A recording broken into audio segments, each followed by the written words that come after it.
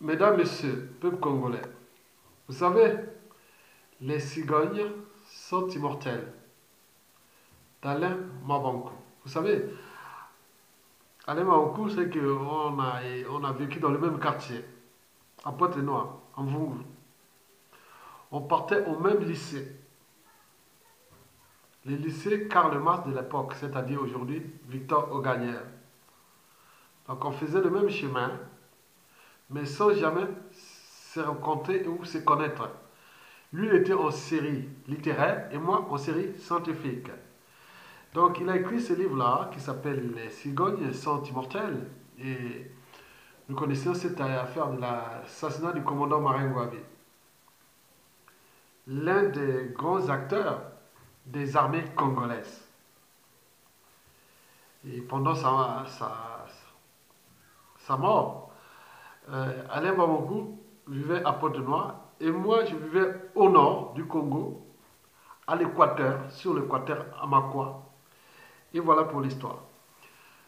Mesdames, Messieurs, ceci dit, combien de temps encore les militaires congolais vont-ils se sacrifier pour Sassou Nguesso? Mesdames, Messieurs, peuple congolais, oui, les militaires congolais ont tous été sacrifiés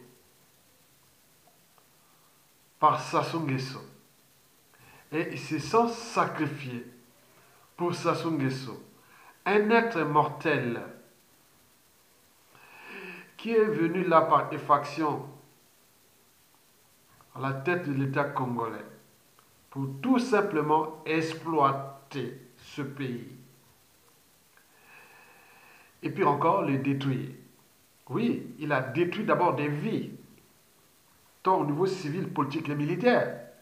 Est-ce qu'il était tout seul? Bien entendu, c'est toujours les militaires qui étaient là pour accompagner ces opérations de déclassement, de déshumanisme et de décivilisation. Mesdames, Messieurs, oui, Sassou Nguesso a ruiné le Congo en complicité toujours avec les militaires congolais. Oui, aux yeux de nos armées, Sassou Nguesso est leur Dieu et qui les tue d'ailleurs. Mais aux yeux des Congolais, nos armées sont devenues des armées du salut ou d'opérette. C'est des accompagnateurs de la ruine du Congo, sinon ça se serait. Mesdames, Messieurs, peuple congolais, vous savez que les armées, la défense nationale dans tous les pays du monde entier, dans toutes les nations, et même peuple d'ailleurs, l'armée reste toujours le dernier rempart. Parce que l'armée est le garant d'abord du territoire et aussi de protéger le peuple. Et n'oublions pas les institutions. L'ensemble forme l'État. Les armées font partie de l'État. Donc, et dans un pays, il y a bien sûr les institutions, le peuple et le territoire. Mais nos armées ont oublié les fondamentaux même des armées. Défendre le territoire, le peuple et les institutions, quel que soit le régime politique, démocratique ou non. Quand les intérêts de votre territoire ou de votre pays ou de votre peuple sont en danger, l'armée a été tuée le dernier rempart. Et ça a existé partout. Bien entendu, dans certains pays, bon, il y a d'abord la formation, mais aussi l'esprit, le respect des institutions et compagnie. Mais nous, que dalle, rien du tout. Mesdames, Messieurs, peuple congolais, pourquoi sommes-nous arrivés là, avec une armée d'opérettes, au service d'un seul homme? Oui, d'un seul homme, Sassou Nguesso. Cette armée d'opérettes, au service d'un clan au pouvoir, le clan de Sassou Nguesso, de ses enfants, de sa famille et de sa tribu Mboshi. Mesdames, Messieurs, peuple congolais, souvenez-vous à la conférence nationale, quand le colonel Mouzabakani était en train de faire, euh, dans son allocution à la conférence nationale, il parlait tout justement de la révolution du 13, 14, 15 août 1963. Nous étions à peine sortis de la décolonisation, de l'indépendance que nous avions acquis en 1958, mais promulguée en 1960. Et donc en 1963, et c'était l'année où nous avions fait la première révolution, qui s'écrit la journée des 13, 14, 15 août 1963. Et ce colonel, à la retraite, qui fut d'abord jeune, et qui a dirigé Sassou Nguesso en 1963, Sassou Nguesso n'était qu'aspirant. Ça veut dire adjudant, des choses comme ça. Mais je ne sais pas comment on pouvait avoir un niveau de troisième ou de quatrième et être un an, 2 ans après de l'armée, on devient adjudant. Moi, je pense que ça soucierait déjà. Peut-être à cette époque, il serait peut-être caporal-chef ou autre, mais vous voyez tous ces erreurs successives. Donc, ce colonel Mouzabakani, vraiment, je vous dis, de la grande intelligence. Il avait expliqué comment on est arrivé là. Bon, c'était l'histoire de Youlou à voler. Si Youlou avait volé, c'est comme si quelqu'un qui vole 1 euro et vous mettez le peuple dans la rue. Comparé à Sassou Nguesso qui a volé plus de 1 000 euros et les gens ne sont pas dans la rue. L'armée n'agit pas. Mais là-bas, il a suffi seulement de 1 euro volé en 1963. Et là, l'armée a pris ses responsables. Donc les syndicats s'étaient révoltés. Donc ils ont vu le président Youlou que nous n'avions plus confiance en vous. Donc le peuple n'a plus confiance en vous, vous devez démissionner. Et donc il fallait voir l'intervention de l'armée. Donc les syndicats, Mouzabakane avait invité les syndicats, qu'est-ce que vous voulez, qu'est-ce que vous cherchez, et autres. Non, on ne veut plus de ce président, on n'a plus confiance en lui, il doit démissionner.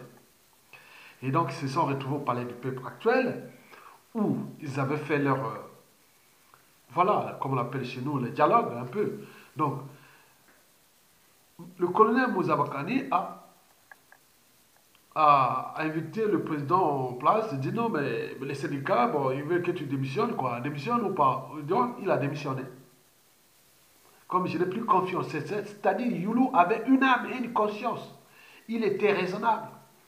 Contrairement à ce qu'on se passe aujourd'hui. Et le capitaine alors de l'époque, le premier chef d'état-major des armées congolaises, le colonel, aujourd'hui, colonel Mouzabakani, bon, donc, à la retraite, mais il a dit, bon, ben, qu'est-ce que le président a démissionné, mais nous, on se retrouve avec un pouvoir, qu'est-ce qu'on fait? Ils étaient voir les syndicats, et qu'est-ce qu'on cherche? Bon, il faut aller voir le président de l'Assemblée nationale, et qui prend le pouvoir. Et c'est là que Massamba arrive, président de la République. Et c'est le début de la politisation des armées, petit à petit.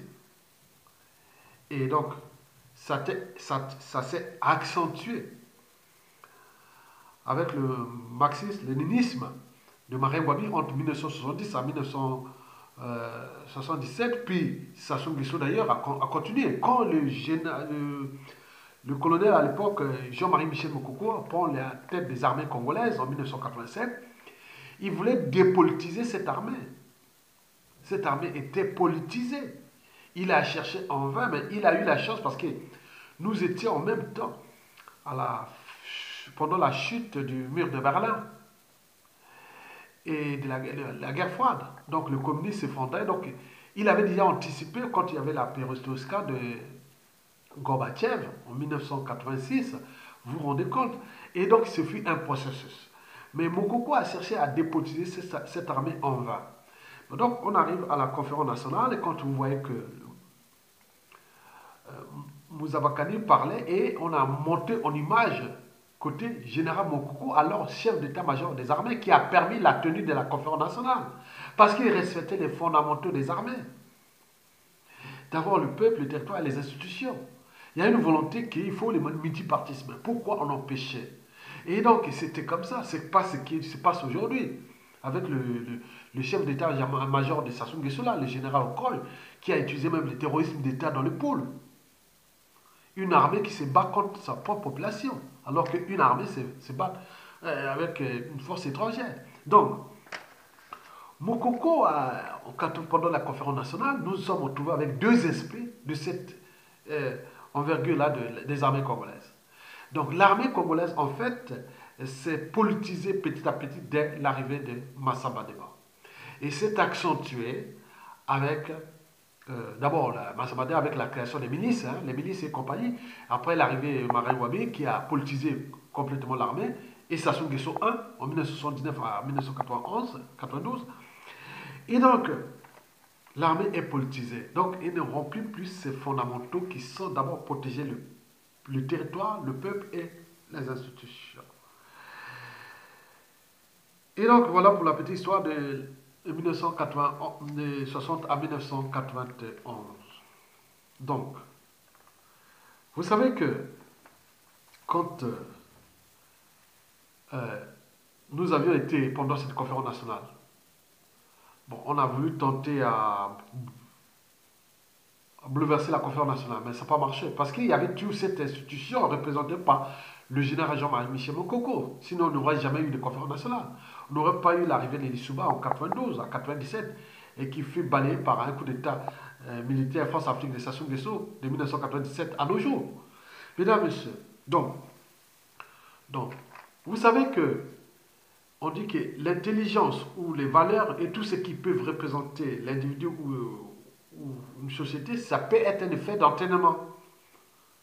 Donc on peut être entraîné au respect des règles, au respect des institutions. Donc, entre Moussa Bakani et Moukoko, ils se regardaient, hein, donc ils se respectent. Donc les gens, ils ont des standards comme ça. C'est comme les gens intelligents ou les gens des repères. Nous, on s'est retrouvés, voilà, on se retrouve avec des gens très intelligents, on respecte quoi. Se fait, il y a des codes, hein, voyez, on sait que, voilà. Donc il faut prendre ça au jeu.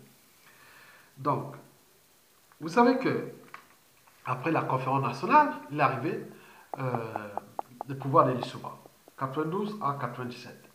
Et là, même les acquis de la conférence nationale n'ont pas suffi pour dépolitiser cette armée. En réalité, Pascal Lissouba n'avait pas confiance en cette armée. Et au lieu de fabriquer, comme l'a dit la conférence nationale, il fallait la garde républicaine, une armée dépolitisée, mais lui, il a bien au contraire viré à 180 degrés en créant d'abord les milices, les cocoys, puis les, comment on appelle ça, la garde républicaine, alors qu'on avait envoyé les gens formés ici en France, à Vincennes ici, pour faire la formation de la garde républicaine. Mais tout ça a été balayé par un individu, c'est-à-dire le professeur Pascal Lissouba. Ça fait partie de ses erreurs, de sa comptabilité. Ça, personne ne peut le lier. Et donc, Lissouba n'avait pas confiance à cette armée. Donc, quand Sassou Nguesso revient au pouvoir par la force, bien entendu, lui aussi n'avait plus confiance aussi de cette armée qui, auparavant, est passée d'il y a 5 ans avec Lissouba. Donc, lui, non. Et qu'est-ce qu'il a fait? Bon, ben, il a fait comme Lissouba, un effet d'entraînement. Et donc, il a instrumentalisé d'abord ces milices qu'il a menées au pouvoir, les Cobras, et puis instrumentalisé les ninjas, les milices, et puis le but pour ces deux milices, les ninjas et les Cobras, c'était pour chasser les cocoys de l'ancien président Pascal Lissouba. Vous voyez déjà ça. Donc c'est des erreurs successives. Vous savez que c'est les petites sources qui créent les petits marigots, ruisseaux. Après, ça arrive des rivières, les rivières deviennent des fleuves, et le fleuve se jette dans l'océan. Donc c'est pareil. Et donc, après, c'est-à-dire en 2002, Sassou Nguesso, après avoir fait son boulot de 97 à 2002, qui a consisté à massacrer les populations, à purger tout ça, à chasser tous ces milices de l'Issouba et autres. Donc, en 2002, à partir de 2002, à peu près, bon ben, il passe à fond sur le tribalisme. Donc, tout le haut commandement de l'armée est soit au nord, prioritairement dans la Kivette, le département de la Kivette, donc ma région, je suis bien d'accord, hein, on a vu ça. Donc les piliers des armées de Sassou Nguesso pendant ces dates, c'était quoi? C'était sa tribu Mboshi, et puis la tribu de Maré Wabi, à deux pas là, les Kouyou. Et puis ma tribu, les Makois, ça il faut les reconnaître. On était jusqu'à présent, l'institution militaire euh, artificiellement est maintenue par les trois tribus là. Makwa, Kouyou, Mboché. Et géopolitiquement, après les Téké, et ça va jusqu'à l'Elikwala. Mesdames, Messieurs, donc, le tribalisme a fond, mais les postes de responsabilité ont été souvent aux mains des Mboshi, et qui sont d'ailleurs d'actualité. Deuxièmement, ils ont mis les paquets sur les renseignements militaires. Les renseignements liés à la centrale de renseignement des gens de Kokemba, le patron des services secrets congolais, c'est-à-dire le neveu du dictateur. Donc, entre eux, donc, les militaires là sont surveillés les uns et les autres. À chaque fois, un officier supérieur de notre tribu qui est toujours à côté, il y a toujours quelqu'un qui est à côté pour savoir qu'est-ce qu'il fait, qu'est-ce qu'il veut. Non, ils sont attachés. C'est comme les, les baleines, ils ont des parasites, ils se promènent, et voilà. Donc, c'est comme les proies et les prédateurs. Les proies, quand on voit les proies, il y a toujours les prédateurs à côté. Quand on nous enseignait toujours que quand vous voyez certains, vous voyez les buffles ou les antilopes, il faut éviter là parce qu'il y a des lions à côté. Parce que c'est leur garde de manger. Donc, et nous, c'est pareil. Donc, les officiers là, ils sont toujours deux à deux. Donc, on les suit comme ça, comme des couples. Et en plus du renseignement, bon, donc, troisièmement, il a désarmé les armées complètement. Et l'armée, la force est maintenant du côté des mercenaires qui sont du côté des Tchabichons. Et d'autres, on voit qu'ils ont placé leurs armes. Et il faut voir, par exemple, l'explosion du 4 mars, par exemple, 2012. Bon, c'était une façon aussi des régiments blindés de Pila, là. En 2012, qui a eu le soufflement qui a traversé jusqu'à Kinshasa. De l'autre rive, là-bas, à la capitale de la République démocratique du Congo, le fleuve, là, à ce niveau, fait au moins 4 km de large. Donc, vous voyez les soufflements qui a soufflé les vitres là-bas à Kinshasa. Et tout un quartier, oui, l'équivalent des mini-quartiers de Paris détruits. Donc, c'était les obus et tout ça qui était placé sur pas. Et moi, j'ai une seule histoire de ça parce que ce jour-là, le matin à 7 h, c'était dimanche, le 4 mars 2012. J'étais ici, tranquillement, ici en France. Et le matin, je me réveille avec les services secrets français devant moi, devant chez moi. Et j'étais obligé d'aller porter une main courante. Bon, je ne sais pas pourquoi. Je n'ai jamais su cette histoire-là. J'ai posé une main courante. Un officier des renseignements généraux français est venu me voir à la maison après, et une semaine après, il me dit qu'est-ce qui se passe, ce qui s'est passé. J'ai dit non, j'ai vu là, dès qu'il y a eu une explosion là-bas, on m'a signé, on m'a appelé par un officier frère ou proche, et qu'il y a eu ceci, mais il y a eu des morts, on ne sait pas ce qui s'est passé. Bon. Et là, le matin, je me retrouve avec des agents secrets par-ci par-là, des voitures teintées hautes avec des talkie-walkie, on attend, mais je dis non, mais c'est quoi? On a regardé, c'était bizarre, tout le monde c'était visible. Donc c'est Sarkozy, qui est alors président de la République, et Bernard Soissini, patron des renseignements français à l'époque. Il faut qu'il... Voilà, je ne sais pas si vous voulez. Moi, j'étais là. Bien sûr que j'étais diable. Je bloguais, je contestais le régime dès les années 2010, 2011, tous les médias réseaux sociaux. Mais est-ce que c'était ça? Bon, je ne sais pas. Je dis non, mais je me suis interrogé. Est-ce qu'il y a des Marois qui ont voulu faire un coup d'État Sassou Nguesso ou je ne sais pas? Moi, je ne savais pas. Et donc, les renseignements étaient là. Et moi, j'ai la main courante. Je l'ai fait là. Elle est là. En 4 mars 2012, dans le commissariat. C'était à 16 h. Vous pouvez aller voir dans les fiches et les données là. J'étais parti là-bas. Et l'officier des renseignements généraux français est venu me voir pour ça. Donc, j'ai trouvé ça bizarre. Bon. Donc, vous avez vu que bon, les armées sont désarmées. Et nous n'oublions pas aussi que, quatrièmement, il faut dire aussi que bon, la plupart des officiers, on les a transformés en super partis politiques qu'on appelle la franc-maçonnerie. Donc il y a une pyramide des codes, des respects, des choses comme on ne doit pas. Autre. La plupart de tous ceux qui ont des postes de responsabilité au Congo militaire, il faut être franc-maçon. Sinon, si tu n'es pas franc-maçon, tu n'auras aucune responsabilité. Et voilà. Donc c'est une façon pour les contrôler aussi. Donc, vous voyez déjà ça. Donc, on respecte, ils ont des codes, hein, la formation, je ne sais pas. Celui qui, hein, c'est comme papa et maman, hein, papa et les parents avec leurs enfants. Même si les enfants peuvent parfois respecter les parents. Mais là, la formation, on ne respecte pas celui qui est au-dessus. Donc, ça sont comme les grands maîtres et loges.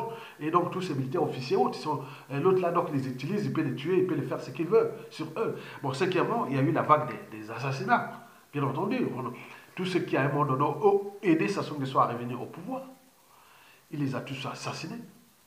Il a donné d'autres, juste les généraux à Doua, le général Voukou, les Motando, les Tchouros, tout ça, ils sont partis.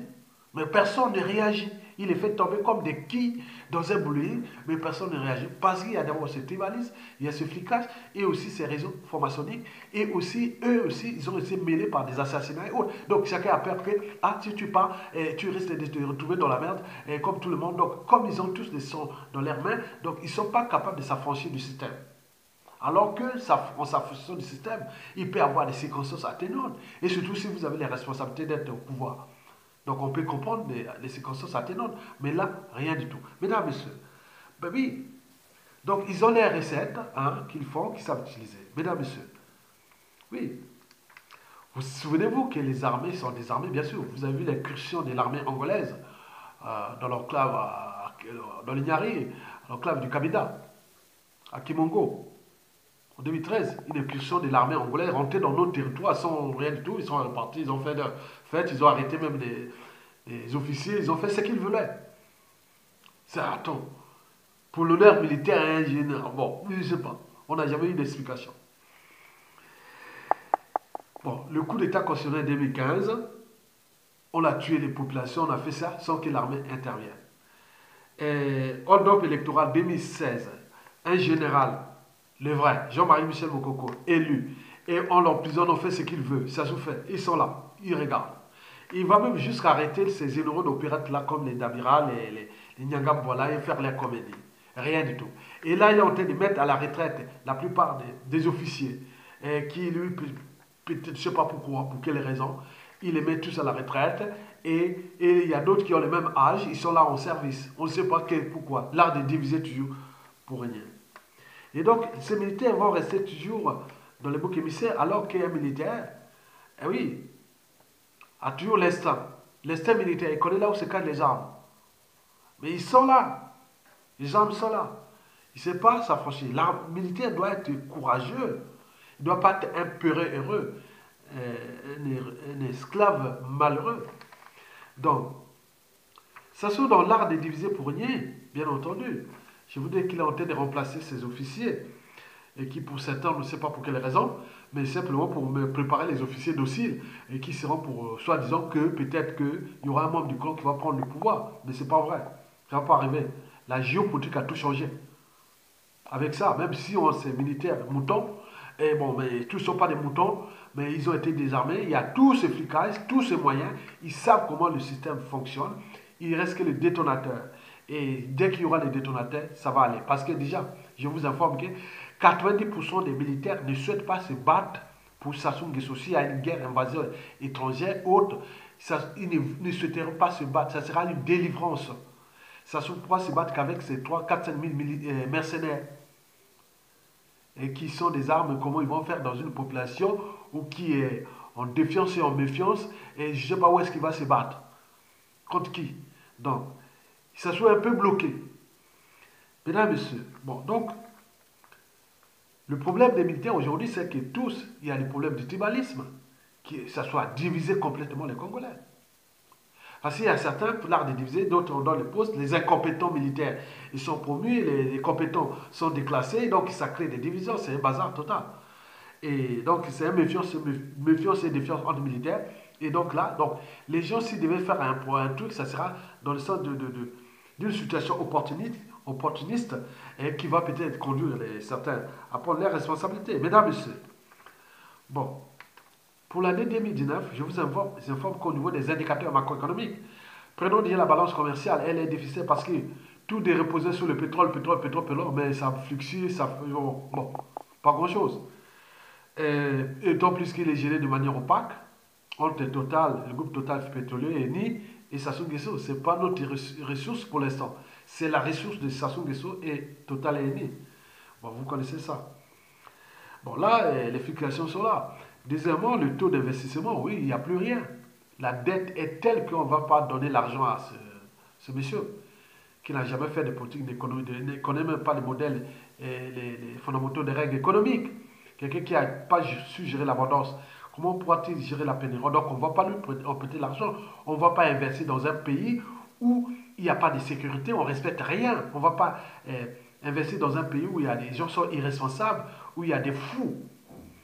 Et tout ce que vous connaissez de ces pouvoirs-là. Donc, les taux d'investissement, rien. Le pouvoir d'achat, oui, rien. Les salaires des fonctionnaires, plus rien. Les bourses des étudiants, rien. Les militaires, aujourd'hui, ils sont pour éviter les putsch.